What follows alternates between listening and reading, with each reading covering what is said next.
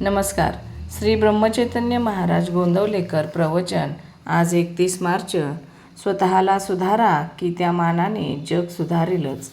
आपणच काय ते सर्व करणारे अशी भावना आपण ठेवतो आणि पुढे दुःख वाट्याला आले म्हणजे वाईट वाटून घेतो. ज्याचे फळ आपल्या हाती नसते ते कर्म मी केले असे म्हणण्यात काय पुरुषार्थ आहे. मी भगवंताचे कृत्य भगवंताला अर्पण करतो असे म्हणतो. याचा सुद्धा अभिमान आपल्याला होतो. जगात सात्विक वृत्तीने वागणारे पुष्कळ असतात, पण मी करतो हा अभिमान त्यांचाही सुटत नाही. खरोखर नुसत्या कर्माने परमार्थ साधत नाही. करता मी नाही हे समजले म्हणजे सर्व साधते. नसलेले करतेपण आपल्याकडे ओढून घेऊन माणूस सुखी किंवा दुःखी होतो. ज्याच्याकडे करतेपण आहे त्याला ते देऊन आपण सुखदुःखातीत राहावे. खोलीतल्या खोलीत जो सुख माणून घेतो तो कैदी खरा सुखात असेल असे आपल्याला वाटते.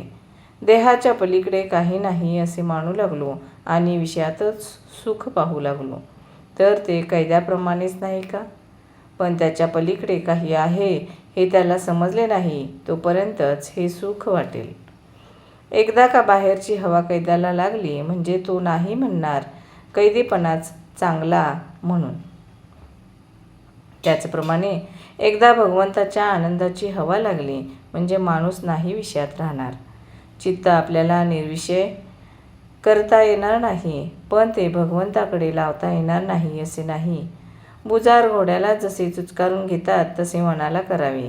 वृत्ती जिथे पालटायला लागते तिथे सावध राहावे. भगवंताचे स्मरण चुकले की नाही तरी अवघड वाटायला हवे.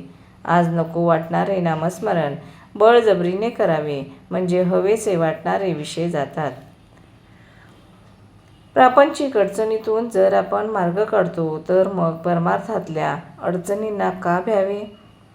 जर आज आपल्याला विवेकाने सुखी राहता आले नाही तर आपल्याला सुख कधीच मिळणार नाही. नुसते गिरीकंदरात जाऊन कुठे परमार्थ साधत असतो का? तसे असते तर तो माकडांनाही साधला असता.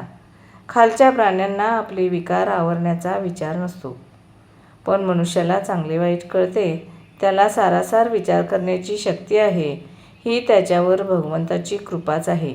जग सुधारण्याच्या नादी आपण लागू नये. त्या कामासाठी लोक जन्माला यावे लागतात.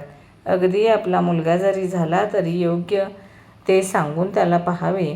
पण मी त्याला सुधारेनच हा भ्रम नसावा.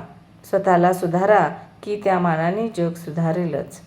कर्तव्य म्हणून वकील जसा भांडतो त्याप्रमाणे कर्तव्य म्हणून प्रामाणिकपणाने आपण प्रपंच करावा. त्यामध्ये भगवंताला विसरू नये. धन्यवाद.